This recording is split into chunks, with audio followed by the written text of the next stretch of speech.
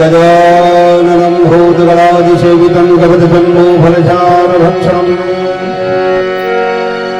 उमासुतमसोफलनाशकारकं नमामि विघ्नेश्वरपादमङ्गलम् मङ्गलं भगवान् विष्णु मङ्गलं मंगलध्वजा मङ्गलं पुण्डरीकाक्षयो मङ्गलायतनो हरिः सर्वमङ्गलमाङ्गल्ये शिवे सर्वार्थसाधिके शरण्ये गौरी नारायणी नमोस्तुते जयंती मंगला काली भद्रकाली कपालिनी दुर्गा क्षमा शिवा धात्री स्वाहा स्वधा नमस्ते हस्ती पुष्टि दृष्टि कुलदेवताभ्यो नमः कृष्णाय वासुदेवाय हरे परमात्मने बलगणेशनाशाय गोविंदाय नमो नमः राधा मेरी स्वामिनी मैं राधे गोदास और जन्म जन्म मोह दीजियो श्री वृंदावन को मंगलम भगवान विष्णु मंगल मंगलध्वजा मंगलम पुंडरीकाक्षय मंगलायतनो हरि।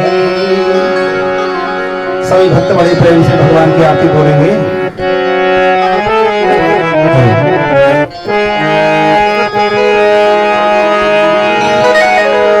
श्री राम के हरि आरती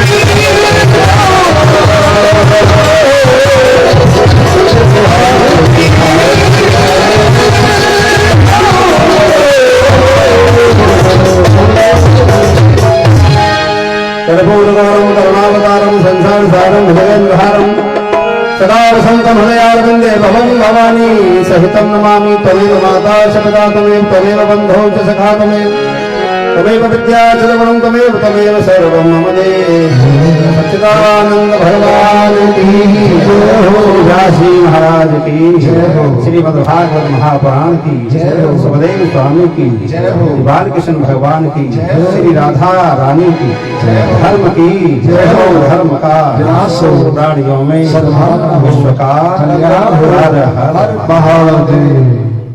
आरती रख दीजिए। मंदिर में कुत्ता घुस रहा, देखो जाके। ये रख दो।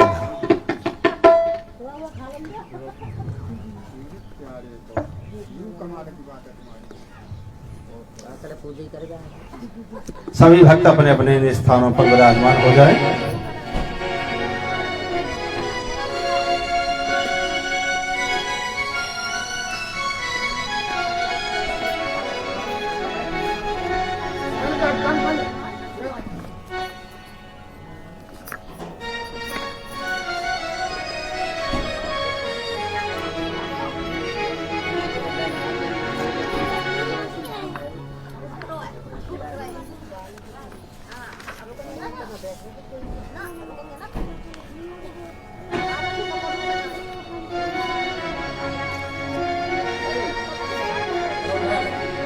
अखिल ब्रह्मांड के नायक अकारण करुणा वरुणालय पूर्ण ब्रह्म भगवान श्री श्याम सुंदर जी की वांग्मय मूर्ति श्रीमद् भागवत की परम पवित्र अमर कथा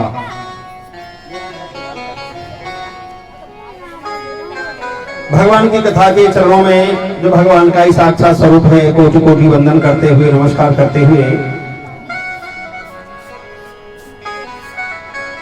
बड़ी सौभाग्य की बात होती है जब जीवन में कथा सुनने का अवसर प्राप्त होता है।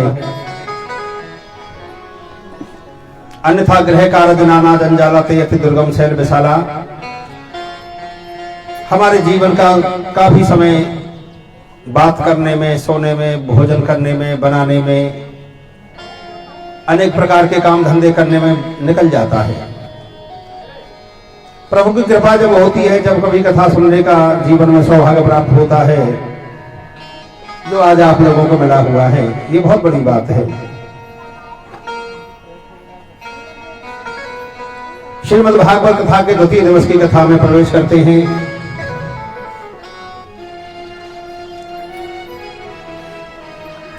नैमिषारण्य में सूत जी महाराज सनकादिक सूत जी महाराज 88,000 ऋषियों को भगवान की कथा का श्रवण करा रहे हैं।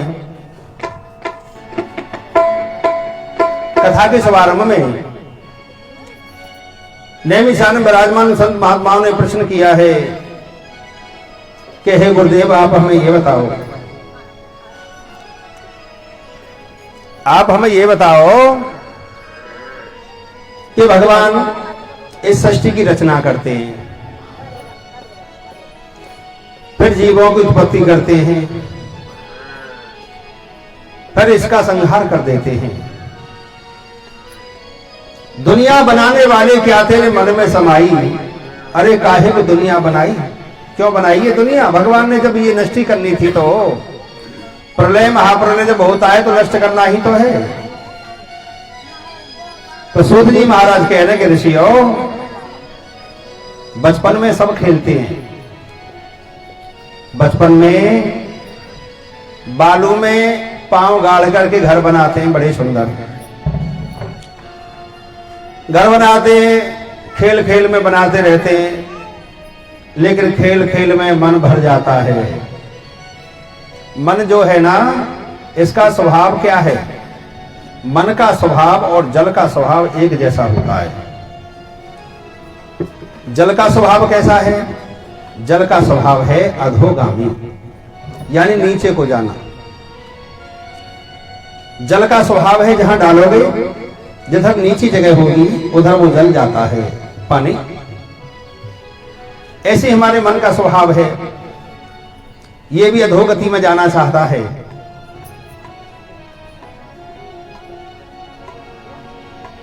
बार बार मन का स्वभाव बदलता रहता है। आज हमें कोई चीज अच्छी लग रही है, आज हमें रजाई गद्दे बहुत अच्छे लग रहे हैं, लेकिन क्या गर्मी में अच्छे लगते हैं? गर्मी में तो उनको बांध के अलग हटा देते हैं।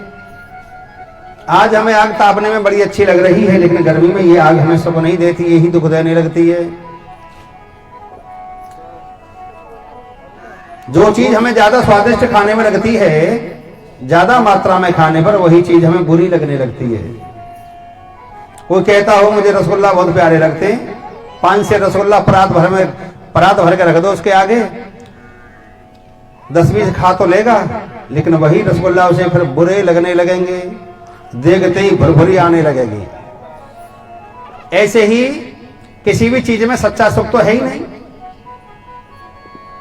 अब कहने का मतलब ये आता है कि जैसे बचपन में बालक घर बनाते हैं, उन्हीं घरों को बाद में फोड़ देते हैं कि मनुआ मर गया और खेल बिगड़ गया। खेल खेल में इतने सुंदर सुंदर जो घर बनाए जाते हैं, बालक उन्हीं को फोड़ करके फिर अपने घर को भाग जाते हैं। ऐसी भगवान का खेल चल रहा है। भगवान इस सृष्टि का निर्माण करते हैं, इसका पालन करते हैं और बाद में फिर इसको तहस नहस भी वो कर देते हैं।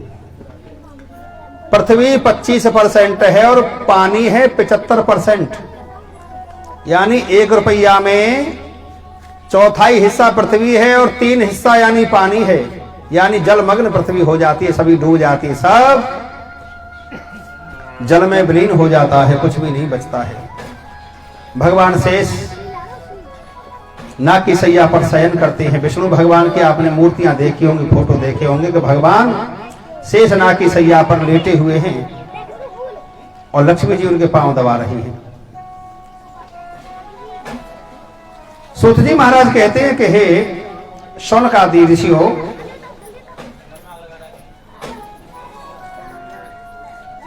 भगवान सृष्टि की रचना करते हैं, उनके मन में आता है कि एको हम बहुश्याम, मैं एक से अनेक बन जाऊं। इस प्रकार का भाव जब भगवान के मन में आता है तो भगवान इस सृष्टि की रचना करते हैं दोबारा से। भगवान नारायण के 3 रूप हो जाते हैं, एक में से ही ब्रह्मा, विष्णु और महेश। देखो, कोई यूं कहना था हिंदुओं के बहुत देवताएं, एक ही है। अजी कौन कौन की पूजा करें, इतने देवताएं, इतनी देवियां, फलाना ढकाना, वो उनका मानना बिल्कुल गलत इसीलिए है कि उन्होंने कभी ग्रंथ को खोल के तो देखा नहीं। अब मैं आपसे पूछने लगूं, आप हमारे हिंदू भाई जितने भी घर हैं, 20 हो, 50 हो, 40 हो, कितनों के घर में रामायण है और कितनों के घर में भागवत है और कितनों के घर में गीता है? किसी के घर में है ही नहीं। जब है ही नहीं तो तुम्हें क्या पता? जब पढ़ोगे तभी तो जानकारी होगी। न पढ़ते हैं न सुनते हैं, इसलिए कहते जी हमारे तो बहुत देवता हैं, किस किस की पूजा करो। नहीं, केवल एक ही है प्रभु, नारायण भगवान ही एक हैं। नारायण भगवान एक से फिर 3 बनते हैं। सबके मन में वही भाव आता है जो भगवान के मन में आया कि मैं एको हम बहुश्याम, मैं एक से अनेक बन जाऊं। सबके मन में यही भाव आता है कि मैं भी एक से अनेक बन जाऊं। जो कुआरे होते हैं उनके मन में यह भाव रहता है कि एक दिन हमारी भी शादी होगी, यानी 1 से 2 हो गए। और शादी होने के बाद जब आता है 2 होने के बाद फिर ये भाव आता है कि अब 2 से हम 3 हो जाए, यानी संतान भी पैदा हो। 3 हो गए एक दिन, फिर मन में आता है 4 हो गए, 5 हो गए, फिर बड़े बच्चे हो गए उनके, फिर उनकी भी चिंता रहती है अब इनकी भी शादी हो जाए। उनकी भी शादी हो गई। शादी होने के बाद फिर कामना रहती है कि हमारे घर में नाती आ जाए, कोई नातनी आ जाए। तो ऐसे ही यही भाव बढ़ता रहता है। एको हम बहुश्याम। तो भगवान नारायण 3 रूपों में है, ब्रह्मा, विष्णु और महेश। ब्रह्मा जी कौन है? इस सृष्टि की रचना करने वाले हैं। और विष्णु जी कौन है? इसकी पालन करने वाले। और शंकर भगवान कौन है? इसका संहार करने वाले। आप लोगों को देखा होगा शमशान में भगवान की मूर्ति होती है शिव जी की, वो संहार करने वाले ही भगवान हैं। किसान क्या करता है? किसान फसल उगाता है। फसल उगाता है, उसमें खाद भी डालता है, दवाई भी डालता है, पानी भी डालता है, उसकी रक्षा भी करता है। लेकिन वही किसान जब फसल पक जाती है तो उसको काट भी लेता है। तो ऐसे ही जैसे किसान 3 प्रकार का काम करता है, फसल उगाना, उसकी रक्षा करना और उसे काट लेना, ऐसे भगवान भी 3 रूपों में बटकर इस सृष्टि की रचना करते हैं और पालन करते हैं और संहार करते हैं। बोलो श्री बांके बिहारी लाल की।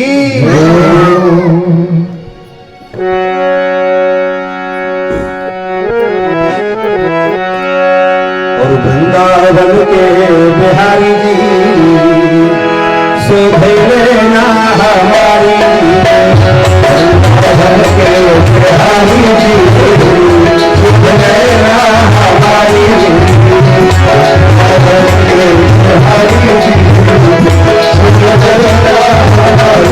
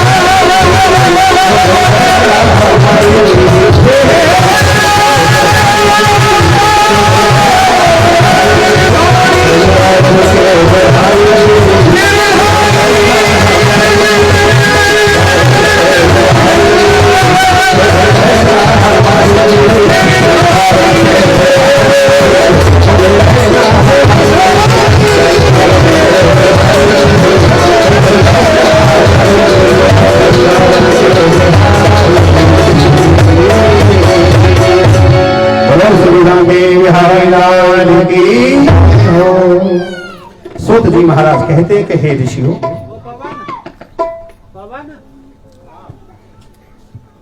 षष्ठी के आदि में भगवान जब जिस समय षष्ठी निर्माण के विषय में इच्छा करते हैं तो उनके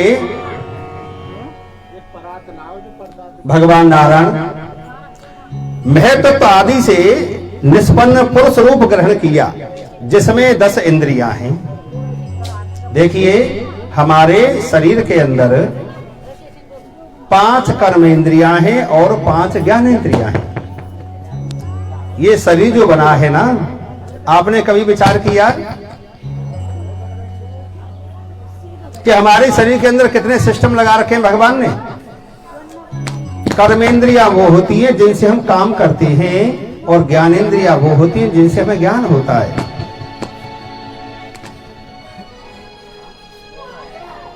कभी चाय में चीनी ना पड़े ना, तो आंखों से तो कुछ दिखा नहीं उसमें चीनी है कि नहीं, मुंह में एक घूंट जाती पता चल जाती कि आज तो चीनी डालने भूल। कैसे पता चला? इस जीव के अंदर ज्ञान की शक्ति है। अब आप ये बताओ, तुम्हें पता कैसे चल रहा है कि ठंड पड़ रही है? कभी सोचा कि ठंड पड़ क्यों रही है? कैसे पता चल रहा है ठंड का कि ठंड पड़ रही है? जब तापते हो तो भभका कहां लगता है? हमारी जो खाल है ना, त्वचा, इससे पता चलता है सर्दी गर्मी का हमें। तुम ठीक ठाक जा रहे हो रास्ते में और कुत्ता बिल्ली पड़ा है कोई सड़ा हुआ, तुम्हें दिखा नहीं है, लेकिन तुम्हें पता चल गया कि यहां बड़ी सड़ान आ रही है भैया, और तुरंत नाक पे कपड़ा लगा ली। कैसे पता चली? ना आंखों ने देखा, ना कानों ने सुना, नासिका। हमें नासिका से पता चला कि यहां गंदगी है, बदबू है।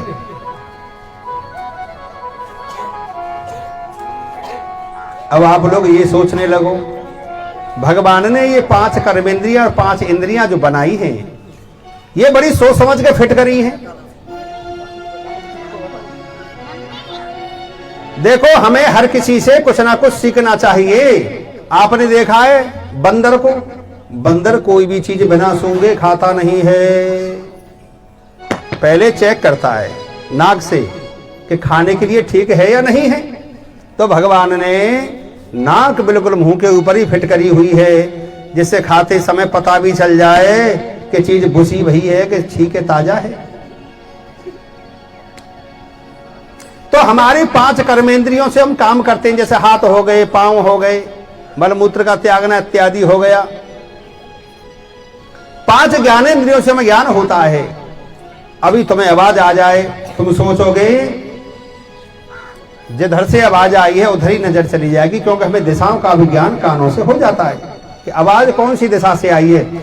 ये अब ये बताओ, सुनने की शक्ति हमारे कान के भीतर है, तो भगवान ने कान क्यों लगाया इतना बड़ा? ये इसमें ऐसे सेंसर लगे हैं कान के अंदर, जिससे हमें ये पता चल जाता है कि आवाज पीछे से आ रही है, कि आवाज सामने से आ रही है, कि आवाज ऊपर से आ रही है, कि दाएं से आ रही है, कि बाएं से आ रही है।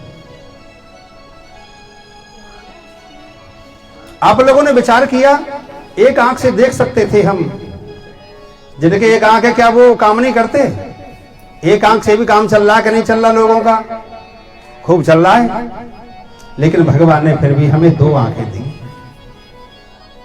हमारा एक कान से काम चल सकता है, लेकिन फिर भी भगवान ने 2 कान दिए हैं। और तो और जिनका एक ही पांव है वो भी तो चलते फिरते हैं, लेकिन भगवान ने फिर भी हमें 2 पांव दिए हैं। अरे जिनका एक ही हाथ है वो एक हाथ से भी काम कर लेते, लेकिन फिर भी परमात्मा ने हमें 2 हाथ दिए हैं। लेकिन आपने कभी विचार नहीं किया, जीव एक ही दी है, जीव एक और काम 2। भगवान ने जीव एक दी है और इसको काम दे दिए 2, खाने का भी और बोलने का भी। कि इसमें ज्यादा काम रहेगा तो ज्यादा अपने काम में बिजी रहेगी। इसलिए भगवान ये कहते हैं, इस जीव को अंदर ही रखो और शांत रखो। ध्यान रखना जीवन में, भगवान उस भक्त से ज्यादा खुश रहते हैं जो कम बोलता है। भगवान उससे खुश ज्यादा नहीं रहते जो ज्यादा बोलता है।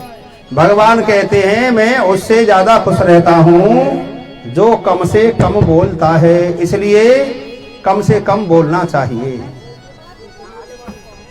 इस जीव पर लगाम रखनी चाहिए। तो ये 5 इंद्रियां और 5 कर्मेंद्रियां भगवान ने दी हैं और एक मन।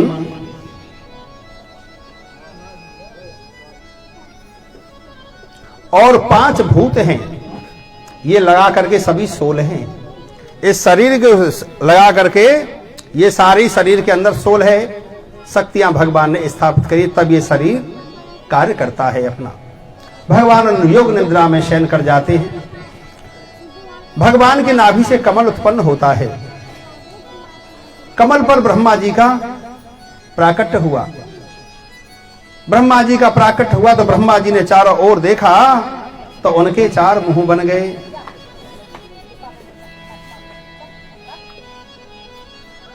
आगे चलकर सूत जी महाराज कहते हैं कि हे ऋषियों, चारों युग में भगवान के 24 अवतार होते हैं। कुमार सर्ग में पहले भगवान के अवतार हैं सनक, सनंदन, सनातन और कुमार। यानी वो एक ही शक्ति अनेक रूपों में विभक्त हो जाती है। आत्मा वह जाते पुत्र। जैसे एक पिता के 4 बेटा होते हैं। एक व्यक्ति थे, बड़ी पहलवानी करते थे, बड़े ताकतवर थे, पेड़ को उछल के पकड़ लेते थे और पेड़ की टहनी को जमीन तक छुआ देते थे।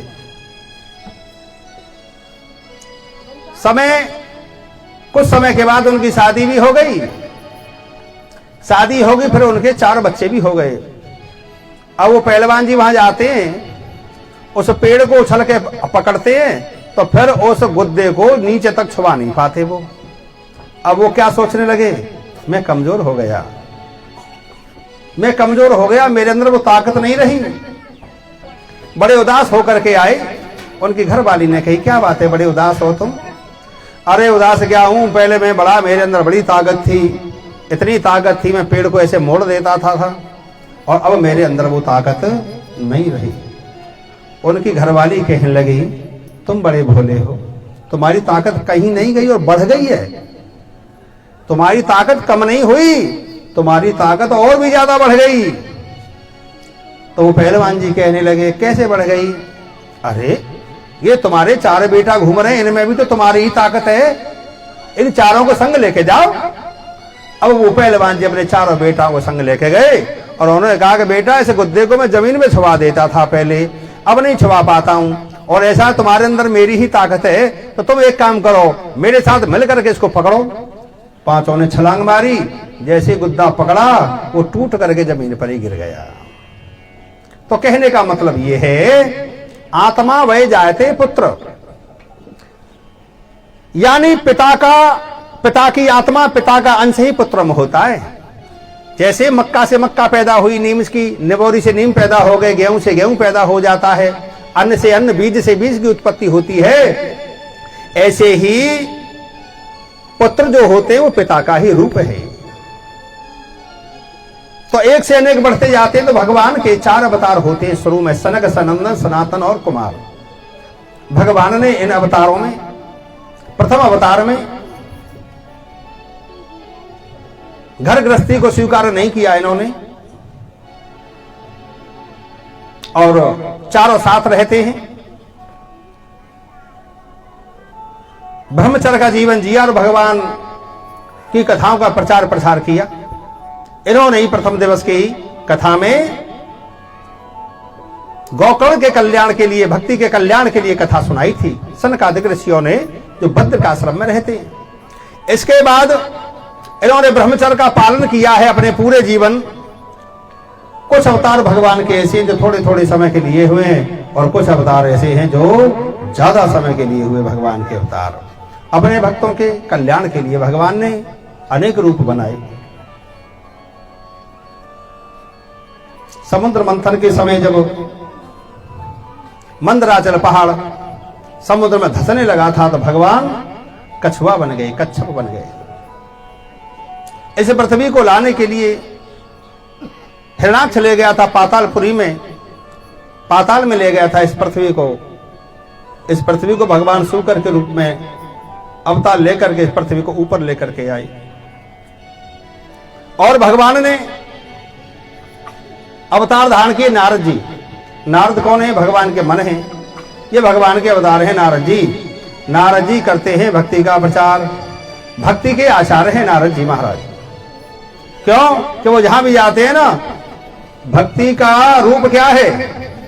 सतत भगवान का नाम जपते रहना, बार बार भगवान के नाम का कीर्तन करना। समझ लीजिए तुम्हारे मुंह से भगवान का नाम बार बार निकलने लगे तो प्रभु की बड़ी कृपा हो चुकी है। भक्ति की परिपक्वता ये है कि अपने इस जिह्वा से भगवान का नाम उठते जागते बैठते चलते फिरते अगर निकलने लगे तो समझ लो तुम्हारी भक्ति बलवती हो रही है, तुम्हारी भक्ति पुष्ट हो रही है, तुम्हारी भक्ति में शक्ति आ रही है। नाम भगवान का ऐसे नहीं बसता जिह्वा पर, आदत है। क्योंकि भक्ति होनी चाहिए व्यसनात्मक। व्यसनात्मक माने व्यसन, व्यसन माने लत। लत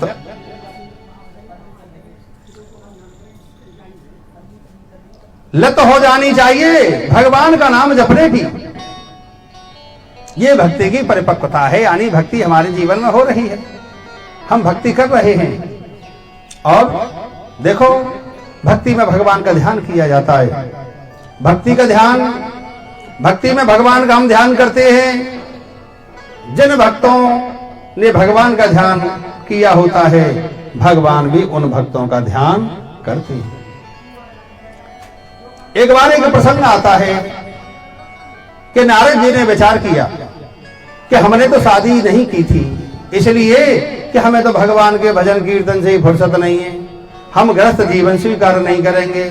और भगवान के यहाँ 16,108 धर्मपत्नी और रानी और पटरानी है, उनके यहाँ जाके तो देखूं उनका जीवन कैसे चलता है। तो देखो नारद जी जब उनके यहाँ वैकुंठ में गए या द्वारिका में गए, जहां भी गए, तो उन्होंने क्या देखा?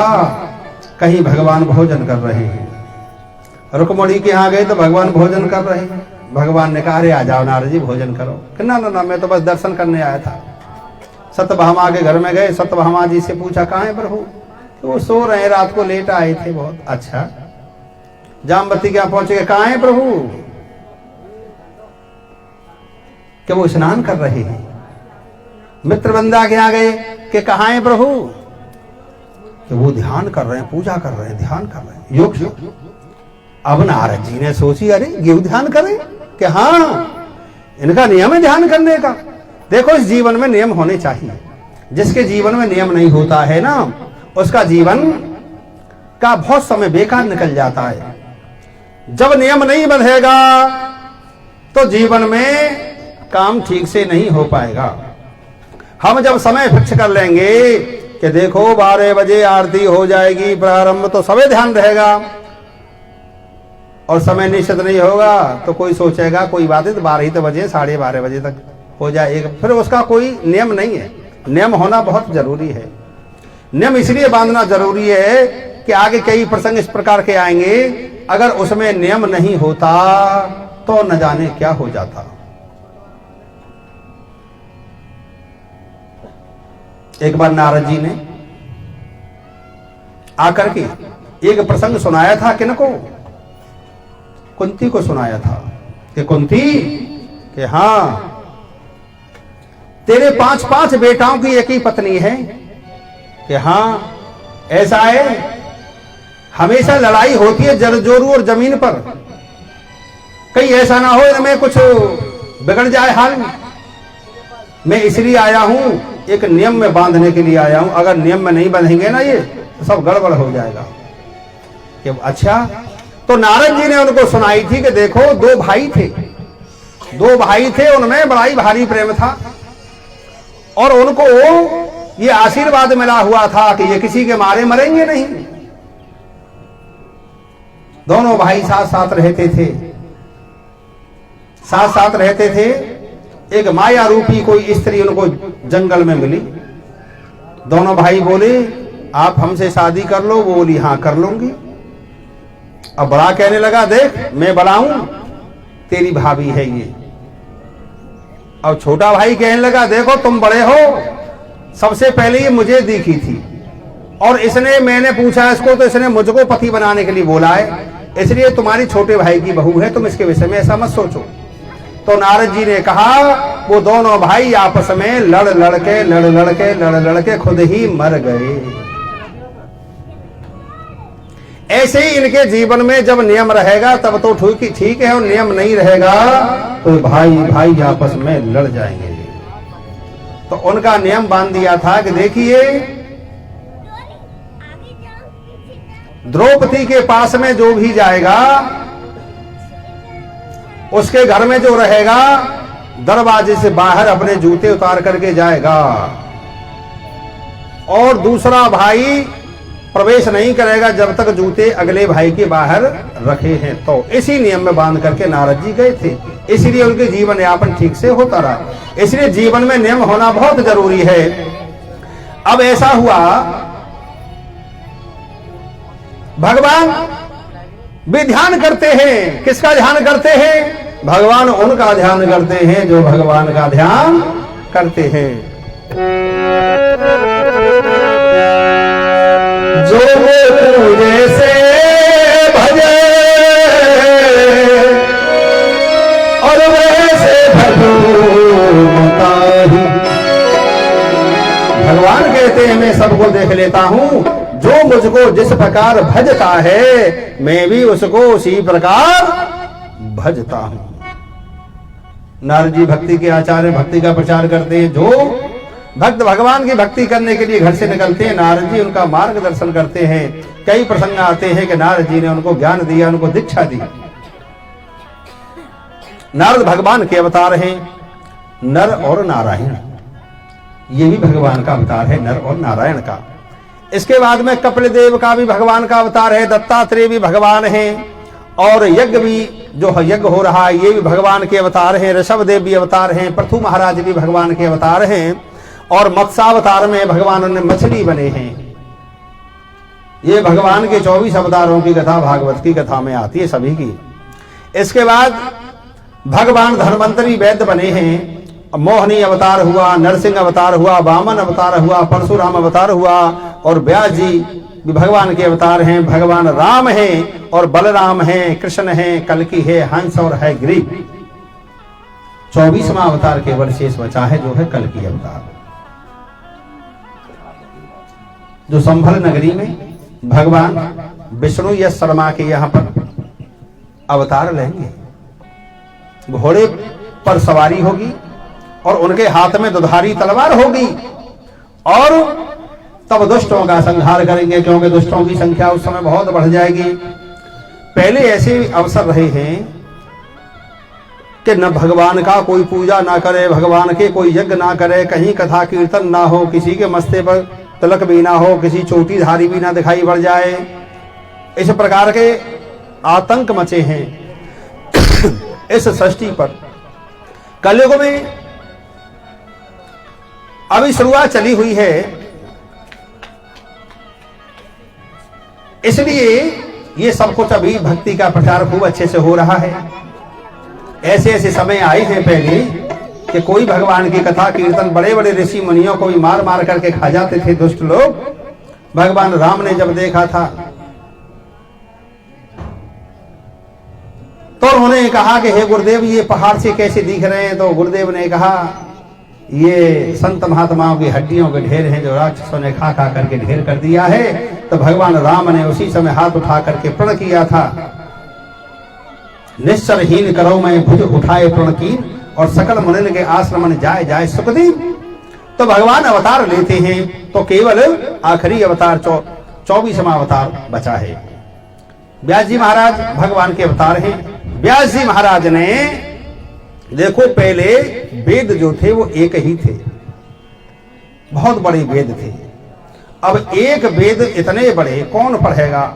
करोड़ों मंत्र ऋचाएं हैं उसके अंदर। तो व्यास जी महाराज ने 4 वेद और 4 उपवेद बनाए। 4 वेद और 4 उपवेद बनाए।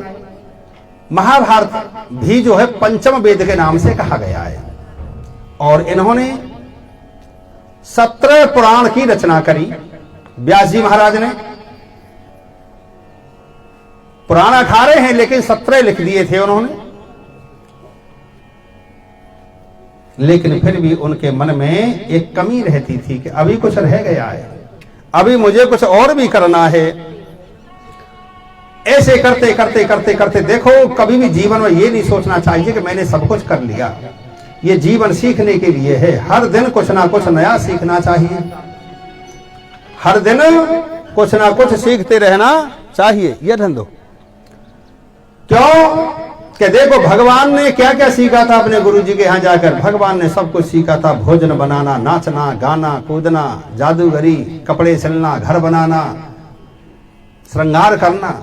यानी भगवान ने 64 दिन जो रहे थे तो उन्होंने हर दिन कुछ ना कुछ नया सीखा था। इसलिए जीवन में बहुत कुछ सीखना चाहिए और अपने को ये देखना चाहिए कि मुझे क्या क्या आता है। बनते तो बड़े अकलमंद हैं, लेकिन कभी अपने अंदर ये झांक के देखो कि तुम घर बनाना आता है? नहीं आता। भोजन बनाना आता है कि नहीं आता? गाड़ी, ट्रैक्टर वगैरह बस चलानी आती है कि नहीं आती? तो क्या बुढ़ापे में सीखोगे क्या? जैसे स्त्रियां अपनी बेटियों को खाना बनाना सिखाती हैं, अपने बेटाओं को भी जरूर सिखाना चाहिए। क्योंकि जब खाते रोज हो, जब खाने को रोज चाहिए, तो साल में 365 दिन ऐसे होते हैं कि कभी ऐसा भी अवसर आ सकता है कि तुम अकेली रह जाओ, तापते रहना, अकेले बैठ के आग जला के। भोजन बनाना भी, अरे बढ़िया साग रोटी ना बना सको तो कम से कम खिचड़ी, चाय, हल्का फुल्का थोड़ा बहुत जरूर आना चाहिए। ये भी, अब तुम कपड़ा रोज पहनते हो, कपड़ा में नहीं, सुई में आता नहीं धागा डालना भी, तो धागा डालना सीखा क्यों नहीं? मना किसने किया था? क्या फोन पे बात करने के लिए समय दिया भगवान ने कि तुम घंटों घंटों बतलाते रहो फोन में ही? अरे जीवन में बहुत कुछ सीखना चाहिए और सीखते रहना चाहिए जीवन में जितना ज्यादा हो सके। ये जीवन केवल सोने के और खाने के लिए नहीं है। ये ना है कि बस 1-2 काम आ गए, बस हम तो बहुत बड़े कलाकार बन गए। नहीं, जीवन सीखने के लिए है। अब देखो, इधर व्यास जी महाराज के मन में इतने पुराण सब लिख दिया, लेकिन फिर भी क्या सोच रहे हैं? मुझको कमी रह गई है, कुछ मुझ में कमी रह गई है। तो भागवत कथा के जो उच्च कोटि के वक्ता है ना, वो भी अपने दिल की बात ये बताते हैं कि जब हम देखते हैं भागवत के स्वरूप को और फिर यूं देखते हैं कि हम कितने ज्ञानी हैं, तो फिर वो भी यूं ही कहते हैं कि भैया हमें तो पता ही नहीं कि भागवत चीज है क्या। क्योंकि ये अथाह समुद्र है। अब इधर व्यास जी महाराज के मन में भाव आया कि मुझसे कमी रह रही है। अब ये कमी दूर कैसे होगी? चलो कोई ना कोई तो बताएगा जरूर। देखो, अगर कोई कमी गिना दे ना, तो उसका ये बुरा नहीं मानना चाहिए कि ये गलत कह रहा है। निंदक नियरे राखिए आंगन कुटी छवाए। जो निंदा करने वाले होते हैं ना, वो हमारी कमियों को गिनाते हैं। इसलिए उनकी निंदा से कभी दुखी नहीं होना चाहिए, बुरा भी नहीं मानना चाहिए। जैसे साबुन से कपड़ा धोकर के साफ हो जाता है ना, निंदक ऐसे ही होते हैं। निंदा करते हैं तो वो अपनी कमियों को बताते हैं, तो हमें उन कमियों को सुधारना चाहिए। हम कोई ऐसे नहीं बन गए कि हमारे अंदर सारे गुण हैं। नहीं, गुण धीरे धीरे आएंगे अगर हम उन कमियों को दूर करेंगे तो। अब इधर क्या हुआ? इधर ऐसा हुआ, व्यास जी महाराज सोच ही रहे, नारद जी आ गए। नारद जी आए तो नारद जी से इन्होंने कहा, अरे नारद जी, हमने इतने लिखा, इतना लिखा, इतना लिखा, लिखते लिखते बूढ़े हो गए, लेकिन हमें ऐसा लगता है कुछ हमारे जीवन में कमी रह गई। हमारे जीवन में कमी रह गई ही है कुछ। नारद जी ने कहा कि देखो, तुमने बहुत कुछ लिखा है, लेकिन मैं तुम्हें एक बात बता रहा हूं। तुम एक ऐसे पुराण की रचना करो जिसमें क्या हो, ना गुठली हो, ना छिलका हो, अब तुम ये लगाओ, मौसमी ले आए 1 किलो, उसका रस निकालोगे तो कितना निकलेगा? ज्यादा से ज्यादा आधा किलो। तो आधा किलो छिलका निकलेगा कि ना निकलेगा? आम ले आए 1 किलो और उसका रस निकाला तो निकला 250 ग्राम। तो गुठली छिलका बेकार के निकलेगा कि ना निकलेगा? नारद जी कह रहे हैं कि और कथाएं ऐसी हैं जिनमें छिलका भी है, गुठली भी है। तो छिलका और गुठली तो कोई खाता नहीं भाई। कोई सब्जी बनाते तो छिलका को छील करके फेंक देते हो, बहुत सी सब्जियां बीजों को निकाल के फेंक देते हो। अब नारद जी कहने लगे, व्यासी महाराज तुम ऐसी कथा लिखो जिसमें ना छिलका हो ना गुठली हो, यानी रस ही रस। विभक्त भागवतम रसमालयम, भागवत कथा ऐसी होनी चाहिए जिसमें गुठली और छिलका ना हो, केवल रस ही रस हो, रस ही रस हो। तो वो मुंह के द्वारा नहीं, कानों के द्वारा पीने की कथा। भगवान हृदय में कहां से आते हैं? हमारे पास 2 चीजें ऐसी भगवान ने दे रखी हैं, आंख और कान। इन कान और आंख से पाप भी हमारे अंदर आता है, और इन्हीं आंख से और कान से भगवान भी हमारे हृदय में आते हैं। भगवान श्रीमद् भागवत कथा में प्रविष्ट हैं, कानों के द्वारा सुनने से हमारी हृदय में प्रकट हो जाते हैं। बोलो श्री बांके बिहारी लाल की।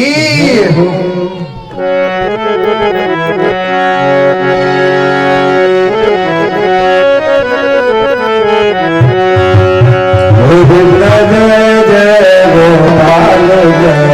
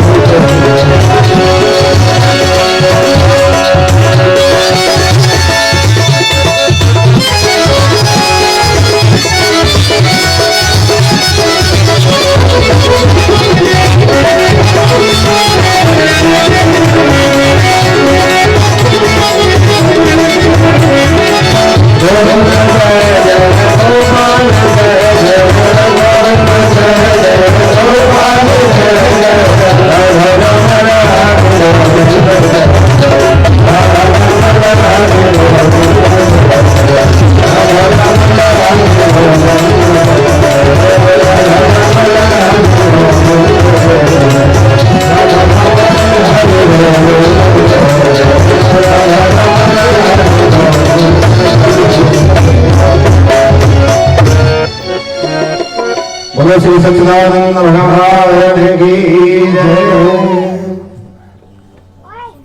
देवर्षि नारद जी ने व्यास जी महाराज जी को बताया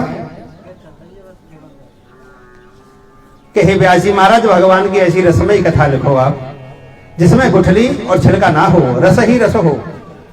तो फिर व्यास जी महाराज ने कहा कि मैंने लिख तो सब कुछ दिया है, अब मैं लिखूं और क्या, मैं और क्या लिखूं ये और बताओ।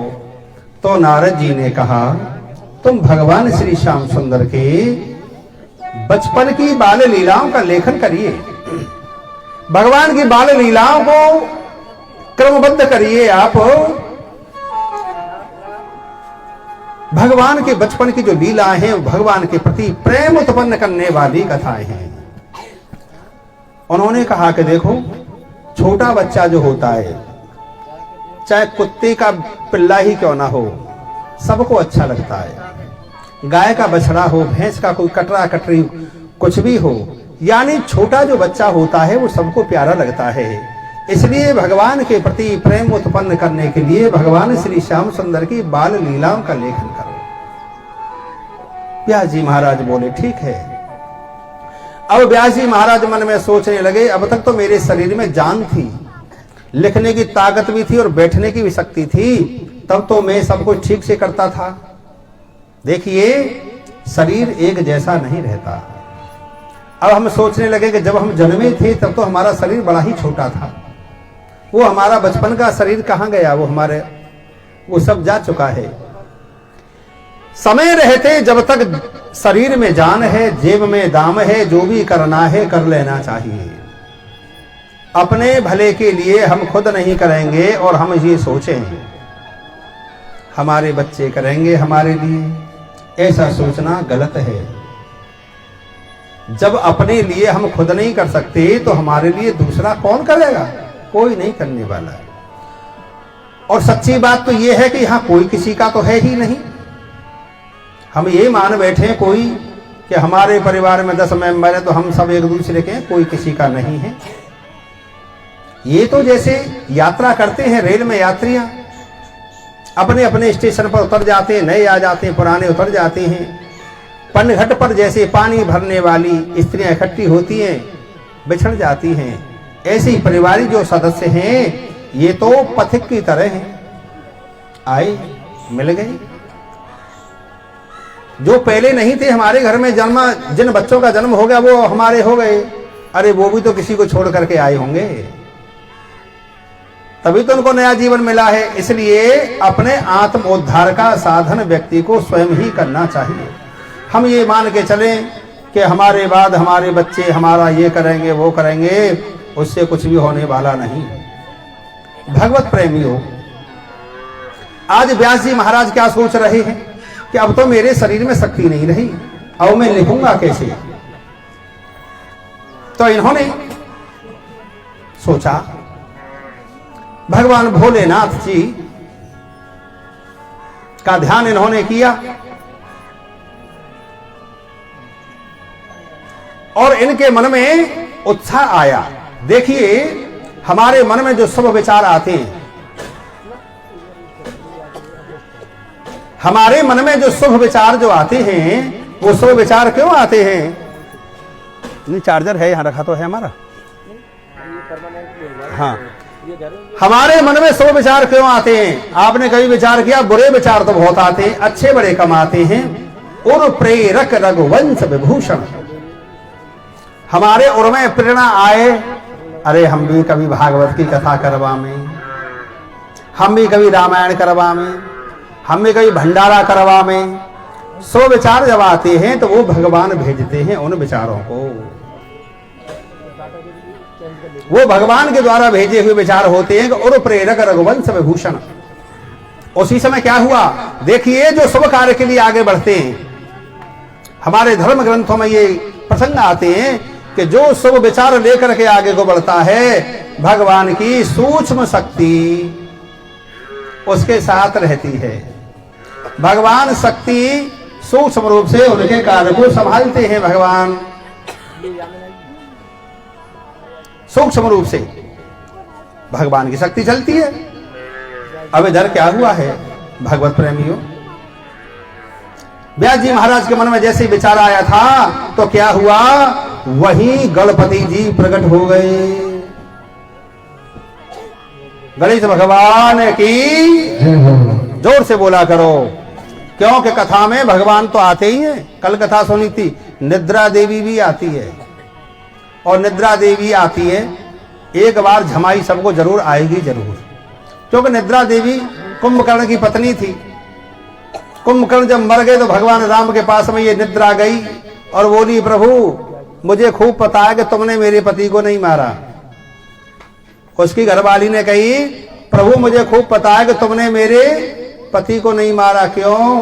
कोई किसी को नहीं मारता, व्यक्ति का काल ही उसे मारता है, व्यक्ति के कर्म ही उसे मारते हैं, कोई किसी को मार ही नहीं सकता। अब मैं कहां जाऊं तो भगवान ने कहा, गरी कहां जाएगी तू, यह जगत में सबसे सुंदर दो ही जगह हैं, कथा अमृत और नाम अमृत। जहां कथा की वर्षा होती हो वहां जाया करना, और जहां प्रभु का नाम जपा जाता हो उन जगहों पे जाना, जहां कीर्तन होते हैं, कथाएं होती हैं, यही सर्वोत्तम जगह बताई भगवान ने। तो जहां जहां कथाएं होती हैं, कीर्तन होते हैं, वहां निद्रा जरूर आती है। और जगह निद्रा इतनी जल्दी नहीं आती, विवाह शादियों में उत्सव में खूब शामिल होते, वहां नींद नहीं आती ज्यादा, लेकिन ये दिन में भी आ जाती है निद्रा। कथा तो दिन में ही होती है, निद्रा का काम तो रात का है। तो एक बार निद्रा का असर जरूर आता है। तो जयकारा लगने पर एकदम सावधान हो जाना चाहिए। ये जयकारे इसीलिए हैं। अब इधर जब गणेश जी महाराज प्रकट हो गए, आप लोगों ने विचार किया है, गणेश जी इतने मोटे तगड़े और उनका वाहन इतना छोटा सा। अगर तोलो आज के जमाने में कोई मोटा आदमी हो तो कम से कम 1 कुंटल का वजन तो होगा ही, और चूहा ज्यादा से ज्यादा ही मोटा होगा तो 1 किलो का होगा, घूस मान लो। और छोटे चूहे तो बड़े छोटे ही होते हैं, 100 ग्राम, 50 ग्राम, 250 ग्राम। गणेश जी का वाहन है चूहा। तो आप ये विचार करें कैसे चलते होंगे गणेश जी, पिचक जाएगा चूहा तो। भैंसा पे कोई सवारी करे, घोड़ा पे करे, हाथी पे करे तब तो चलो ठीक भी है, या मुंह से मुंह पे कैसे सवारी हो जाएगी। तो ये समझदार के लिए ये इशारा है कि भागवत की कथा 2 प्रकार से समझ में आती है। एक तो साधारण कथा है और एक है अध्यात्म। तो साधारण में तो ये हो गया कि गणेश जी तो देवता हैं और चूहा उनकी सवारी है, लेकिन अध्यात्म में आप सोचोगे तो ये विचार करोगे कि भाई चूहा कैसे ढो सकता है, इनको तो भट्टे में घुस जाएगा, बाहर ही पड़े रह जाएंगे गणेश जी। ना लगाम लग सकती उसके, ना उसके पांव ज्यादा मजबूत है, ना शरीर बड़ा है, कैसे होगा। गणेश जी चूहा का मतलब क्या है, चूहा से भी सीखना चाहिए। दत्तात्रेय महाराज ने तो बहुतों से सीखा। दत्तात्रेय महाराज ने 24 गुरु बनाए अपने, सबसे कुछ ना कुछ सीखा। अब चूहा क्या है, जिनके घरों में चूहे हैं उन्हें पता है कि चूहे रात भर खटर पटर करते रहते हैं, रात भर काम पे लगे रहते हैं। इसी तरह जो चूहे की तरह अपने काम में लगा रहता है, वो कभी उसकी पराजय नहीं होती है, वो कभी हारता नहीं है, वो सफल होता है। तो अपने काम चाहे कितना भी बड़ा क्यों ना हो, तुमने ठान लिया कि मुझे ये काम करना है और रात दिन तुम लगे रहो उसमें, एक दिन वो काम सफल हो जाएगा। चूहे की तरह लगा रहना पड़ेगा, रात और दिन, रात और दिन, रात और दिन। जब लगे रहोगे तो हर काम में सफलता मिलेगी। बोलिए सच्चिदानंद भगवान की। अब गणेश जी महाराज कह रहे हैं, व्यास जी महाराज कैसे उदास बैठे हो। व्यास जी महाराज कह रहे हैं, अरे गणपति जी आओ पधारो। मन में क्या बात है, कैसे उलझन हो रही है तुम्हारे मन में। गणेश जी कहने लगे व्यास जी महाराज, मुझे भागवत की कथा लिखनी है और मेरे पास कोई लिखने वाला नहीं है, मेरे पास कोई लिखने वाला नहीं है, मुझे भागवत लिखनी है,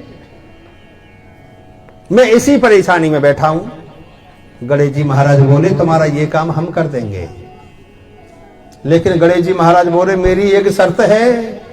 क्या शर्त है तुम्हारी? कि कथा रात और दिन चलेगी।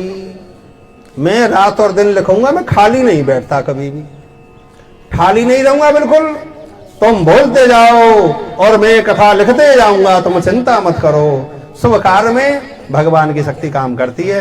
अब व्यास जी महाराज ने विचार किया, अब मैं भोजन कब करूंगा और काम कब करूंगा? भाई काम तो बहुत से होते हैं। तो व्यास जी महाराज बोले देखो जी गणेश जी महाराज, मैं तुम्हें बोलता तो जाऊंगा, लेकिन लिखने से पहले तुम्हें विचार करना पड़ेगा कि मैंने जो बोला है ठीक है या गलत है। गणेश जी बोले ठीक है, हम सोच विचार के लिखेंगे, चिंता मत करो। अब व्यास जी महाराज 100 मंत्र तो लगातार बोल रहे, 100 मंत्र बोले लगातार, और एक मंत्र ऐसा टेढ़ा मेढ़ा बोल दे कि जाते गणेश जी महाराज को विचार करने में समय लग जाए। इतनी देर में व्यास जी महाराज अपने भोजन पानी मल मूत्र इत्यादि छोटे मोटे सारे कामों को निपटाने में लगा दे। तो ऐसे ही भागवत की कथा लिखनी प्रारंभ हो गई। बोलो श्री बांके बिहारी लाल की।